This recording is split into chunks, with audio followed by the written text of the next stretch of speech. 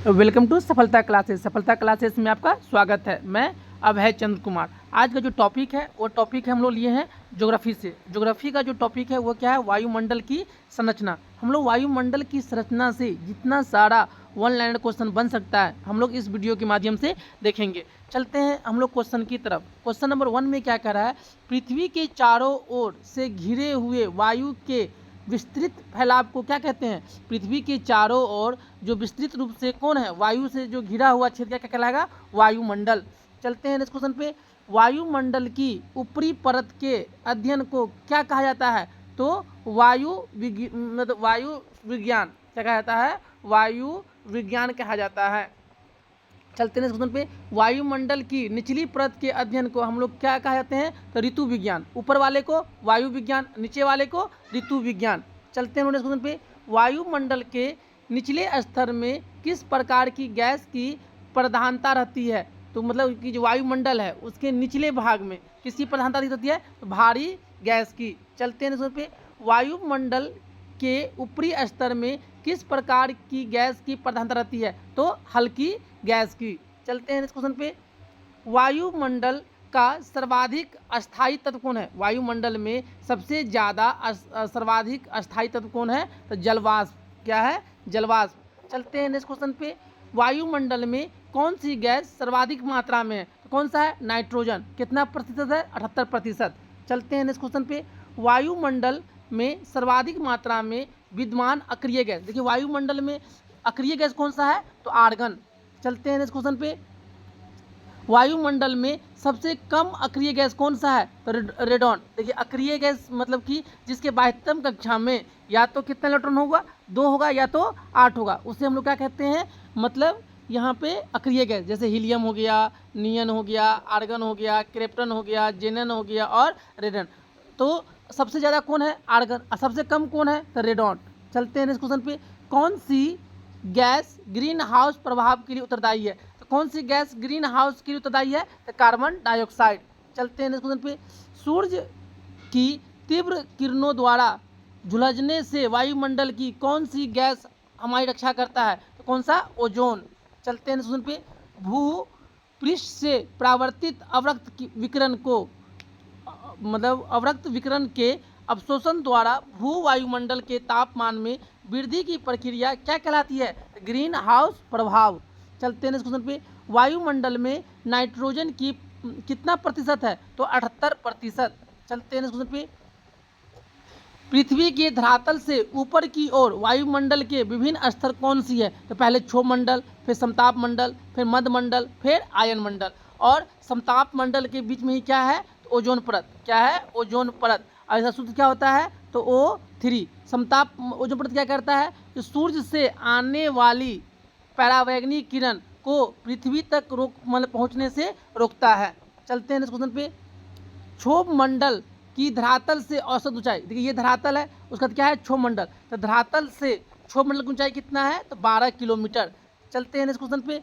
किस मंडल को संवहन मंडल भी कहा जाता है? तो क्षोभ मंडल को हम लोग किस नाम से जानते हैं? संवहन मंडल के नाम से भी जानते हैं। चलते हैं नेक्स्ट क्वेश्चन पे। बादलों का निर्माण किस मंडल में होता है? तो बादल का निर्माण मतलब बिजली का चमकना है ना, मतलब कि उसके बाद बिजली चमकना हो गया, आंधी तूफान हो गया, ये सब किस में होता है? क्षोभ मंडल में। चलते हैं तो पे। पृथ्वी के वायुमंडल का सर्वाधिक घनत्व कहाँ होता है? कहाँ होता है ये? क्षोभ मंडल में। चलते हैं नेक्स्ट क्वेश्चन पे। वायुमंडल में दैनिक मौसम परिवर्तन किसके कारण होता है? कि मतलब किसके कारण होता है? क्षोभ मंडल में के कारण। चलते हैं नेक्स्ट क्वेश्चन पे। मेघ गर्जन वायुमंडल के किस परत में होता है? ये भी किस में होता है? क्षोभ मंडल में। चलते हैं नेक्स्ट क्वेश्चन पे।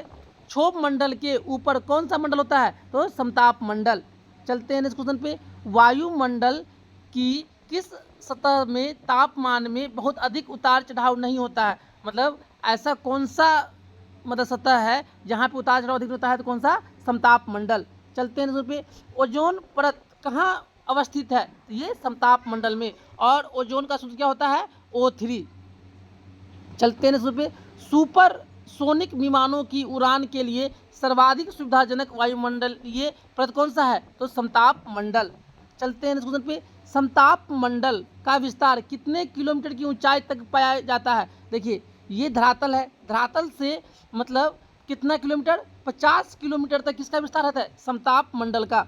चलते हैं नेक्स्ट क्वेश्चन पे, किस मंडल में धूल कण और जलवाष्प की मात्रा कम होती है, तो किसमें, समताप मंडल में। चलते हैं नेक्स्ट क्वेश्चन पे, दीर्घ रेडियो तरंगे पृथ्वी की किस सतह से परावर्तित होता है, तो ये आयन मंडल से। चलते हैं नेक्स्ट क्वेश्चन पे, संचार उपग्रह किस वायुमंडल स्तर में स्थिर होता है, तो आयन मंडल में। चलते हैं नेक्स्ट क्वेश्चन पे, वायुमंडल में ओजोन स्तर के अवक्षय का कारण कौन सा रसायन है, तो क्लोरोफ्लोरोकार्बन मतलब CFC। चलते हैं पे, रेडियो की लघु तरंगे आयन मंडल की किस परत से परावर्तित होकर धरातल पर आती है, तो F परत। चलते हैं पे, वायुमंडल के किस भाग में जलवाष्प की कुल मात्रा 90% भाग विद्यमान होता है, मतलब वायुमंडल में किस परत में सबसे अधिक जलवाष्प होता है, तो क्षोभ मंडल में। चलते हैं पे, वायुमंडल के किस परत में रसायन मंडल कहते हैं, मतलब वायुमंडल के किस परत को हम लोग रसायन मंडल कहते हैं, तो मध्य मंडल को हम लोग क्या कहते हैं, किस के नाम जानते हैं, तो रसायन मंडल के नाम से। चलते हैं नेक्स्ट क्वेश्चन पे, किस वायुमंडलीय परत को मौसमी परिवर्तन की छत के नाम जानता है, देखिए मौसमी परिवर्तन किस में होगा, तो क्षोभ मंडल में। चलते हैं पे, हवाई जहाज प्रायः किस मंडल में उड़ते हैं, तो ये समताप मंडल में। चलते हैं पे, पृथ्वी की सतह से सबसे दूर वायुमंडलीय परत किस नाम से जाना जाता है, तो ये बहिर्मंडल। चलते हैं पे, वायुमंडल में सबसे अधिक ओजोन कहाँ पर केंद्रित होता है, तो समताप मंडल, इसी को इंग्लिश में क्या कहते हैं, स्ट्रेटोस्फीयर।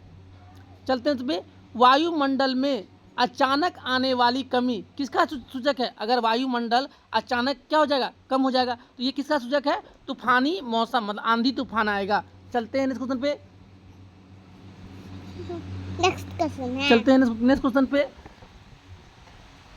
वायु दाब को किससे मापा जाता है, तो यहाँ पे मिलीबार या किससे मापते हैं हम लोग, मिलीबार से।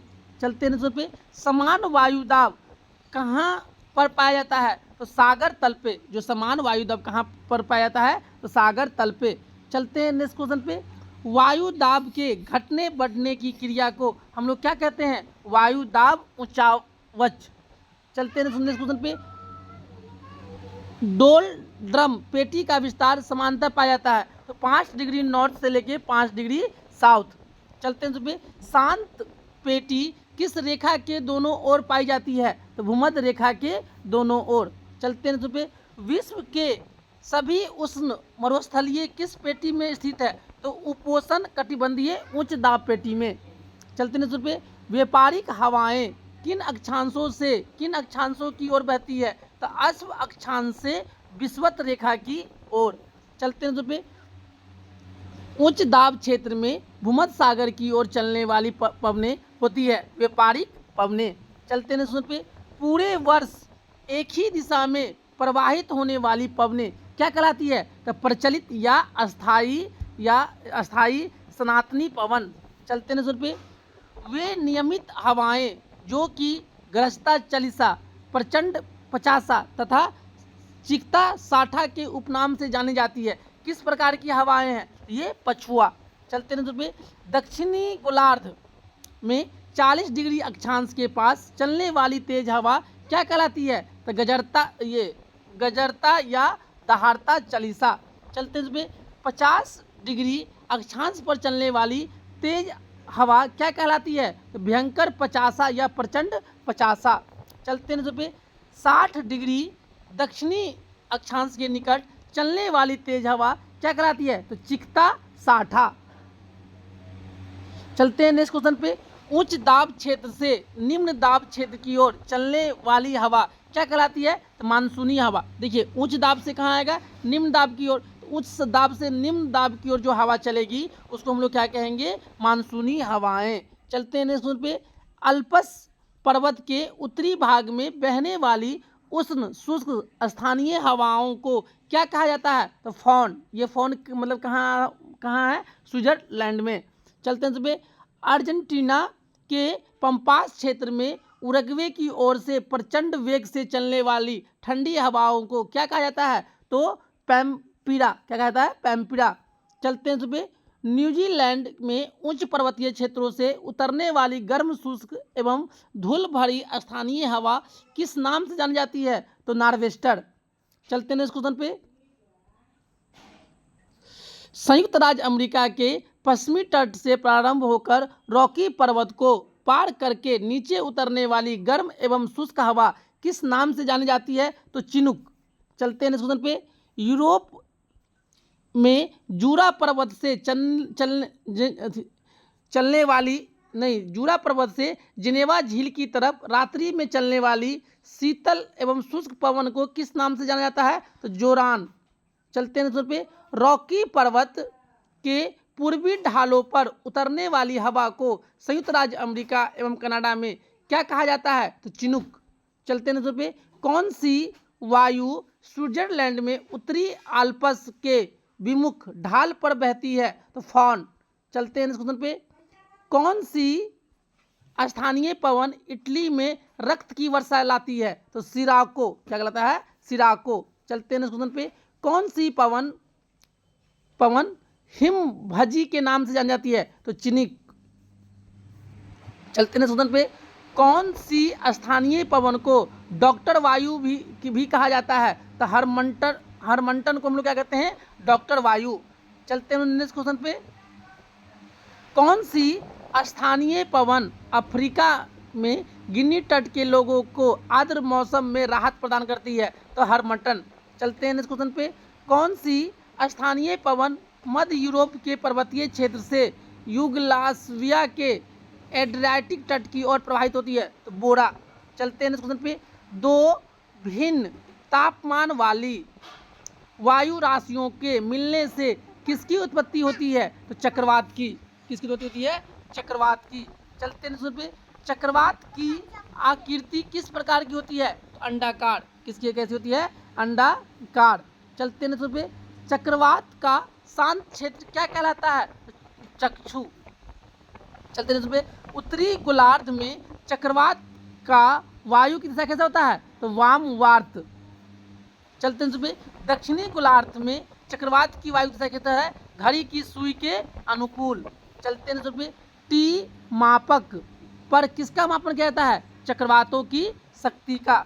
चलते हैं पे, फिलीपींस, जापान तथा चीन सागर में जो उष्णकटिबंधीय चक्रवातीय तूफान आते हैं उन्हें क्या कहते हैं? तो टाइफून। चलते हैं पे, मिसिसिपी घाटी में कौन सी चक्रवात चलती है? तो टोरंटो। चलते हैं क्वेश्चन पे, उष्णकटिबंधीय चक्रवातों को ऑस्ट्रेलिया में किस नाम से जाना जाता है? तो विली विली। चलते हैं क्वेश्चन पे, किस हवा में चक्रवातीय गति का अभाव पाया जाता है? तो पेपागियो में। किसमें? पेपागियो में। चलते हैं क्वेश्चन पे, चक्रवातों की उत्पत्ति से संबंधित ध्रुवीय वताग्र सिद्धांत का प्रतिपादन किसके द्वारा किया गया था? तो जे बर्कनीज द्वारा। चलते हैं पे, टाइफून नामक चक्रवात से कौन सा क्षेत्र प्रभावित होता है? तो चीन सागर। चलते हैं पे, उच्च दाब वाली हवाएं जो केंद्र से बाहर की ओर चलती है क्या कहलाती है? तो प्रति चक्रवात। चलते हैं क्वेश्चन पे, प्रति चक्रवात में वायु दाब कहाँ अधिक होता है? तो केंद्र में। चलते हैं पे, प्रति चक्रवात किस क्षेत्र में कम उत्पन्न होता है? तो भूमध्य रेखीय क्षेत्र में। चलते हैं क्वेश्चन पे, प्रति चक्रवात किस क्षेत्र में अधिक उत्पन्न होता है? तो उपोष्ण कटिबंधीय उच्च दाब क्षेत्र में। चलते हैं क्वेश्चन पे, प्रति चक्रवात की आकृति समांतर किस प्रकार की होती है? तो गोलाकार। चलते हैं नेक्स्ट क्वेश्चन पे, कौन सा चक्रवात सर्वाधिक विनाशकारी होता है? तो टोरंटो क्या है? तो एक अति निम्न दाब वाला केंद्र। चलते हैं पे, डोल्ड्रम क्या है? भूमध्य रेखा के आसपास अल्प दाब का क्षेत्र। चलते हैं क्वेश्चन पे, मोती का माता किसे कहा जाता है? तो पक्षवाह मेघ को। चलते हैं पे, कौन सा मेघ अत्यधिक वर्षा के लिए प्रख्यात है? तो वर्षा स्त्री। चलते हैं क्वेश्चन पे, ओक्टास मापनी का प्रयोग किसके मापने के लिए किया जाता है? तो मेघा अच्छंदान की मात्रा को। चलते हैं पे, नेफोमीटर से किसका मापन किया जाता है? बादलों की दिशा एवं गति को। चलते हैं नेक्स्ट पे, रेशेदार दिखाई देने वाले मेघ को क्या कहते हैं? तो पक्षवाव। चलते हैं नेक्स्ट पे, किस मेघ का शीर्ष गोभी का फूल के समान प्रतीत होता है? कपासी मेघ। चलते हैं नेक्स्ट पे, तरित्र तरित्र झंझा एवं मूसलाधार वर्षा किस मेघ की विशेषता है? तो कपासी वर्षा मेघ की। चलते हैं पे, किस कारण रेगिस्तानों में बादल बरसते नहीं हैं? निम्न आर्द्रता के कारण। चलते हैं पे, भूमध्य रेखीय प्रदेश में किस प्रकार की वर्षा होता है? तो संवहनीय वर्षा। चलते हैं पे, शीतोष्ण कटिबंधीय क्षेत्रों में सामान्यतः किस प्रकार की वर्षा होता है? तो चक्रवातीय। चलते हैं पे, किस क्षेत्र में सालों भर वर्षा होता है? तो भूमध्य रेखीय क्षेत्र में। चलते हैं पे, समान वर्षा की मात्रा वाले स्थानों को मिलाने वाले रेखा को क्या कहलाता है? तो आइसोसाइट। चलते हैं इस क्वेश्चन पे, किस प्रकार की वर्षा बिजली की चमक एवं बादलों की गरज के साथ होती है? तो संवहनीय वर्षा। चलते हैं इस पे, विश्व में सर्वाधिक वर्षा कहाँ होता है? तो मौसिन राम में।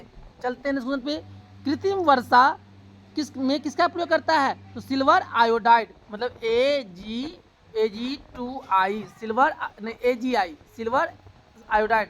चलते हैं इस क्वेश्चन पे, विश्व का सर्वाधिक शुष्क स्थल कौन है? आटाकामा। चलिए हम लोग इस तरह से जो विश्व वायुमंडल की संरचना, तो वायुमंडल की संरचना ये धरातल है, उसका क्षोभ मंडल, उसके बाद समताप मंडल, उसके बाद मध्य मंडल, उसके बाद आयन मंडल, उसके बाद बहिर्मंडल। देखिए जितना भी ऋतु संबंधित घटना घटेगा, जैसे बादल का चमकना, बिजली का चमकना, है ना, ये सब किस में होगा? क्षोभ मंडल में। जो हवाई जहाज उड़ता है कहाँ उड़ता है? समताप मंडल में। कहाँ उड़ता है? समताप मंडल में। और जितना भी और यहाँ समताप मंडल में क्या पाया जाता है? ओजोन परत। क्या पाया जाता है? ओजोन परत। ओजोन परत क्या करता है? जो सूर्य से आने वाली मतलब जो मतलब परावैंगनिक किरण को क्या करता है? धरती पे पहुँचने से रोकता है। चलिए हम लोग इस वीडियो के बाद ये देखें, अब कुछ कर लेते हैं हम लोग जनसंख्या की बात। क्या है? जनसंख्या। पहले जनसंख्या किस सूची का विषय है? तो ये समवर्ती सूची का विषय है। समवर्ती सूची का विषय है। पहली बार जनसंख्या कब स्टार्ट हुआ था? 1872 ईस्वी में। और उस समय कौन था? किसके समय में? तो लॉर्ड मेयो के समय में। पहली बार जनसंख्या कब हुआ था? 1872 ईस्वी में। किसका शासनकाल था? तो लॉर्ड मेयो। उसके बाद नियमित जनगणना कब हुआ था? तो 1881 ईस्वी में। और उस समय कौन था? तो लॉर्ड रिपन। किसके समय में? Lord Ripon. और चलते हैं हम लोग अब जनगणना 2011। जनगणना 2011 की जनगणना का आदर्श वाक्य था, हमारी जनगणना हमारा भविष्य। फिर चलते हैं 2011 की जनगणना के अनुसार सबसे अधिक क्षेत्रफल वाला राज्य कौन है? तो राजस्थान। कौन सा है? राजस्थान। सबसे किसका है? राजस्थान। और सबसे कम किसका है?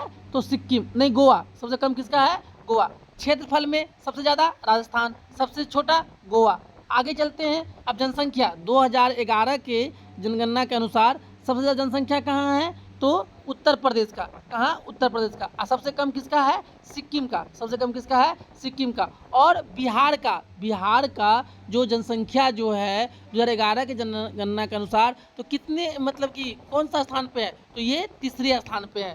कितने स्थान पे? ये तीसरे स्थान पे है। उसके बाद साक्षरता सबसे ज़्यादा 2011 की जनगणना के अनुसार सबसे ज़्यादा साक्षरता वाला राज्य कौन सा है? तो केरल। कौन सा है? केरल। और सबसे कम कौन है? तो अपना बिहार। कौन सा है? तो बिहार है। चलते हैं आगे।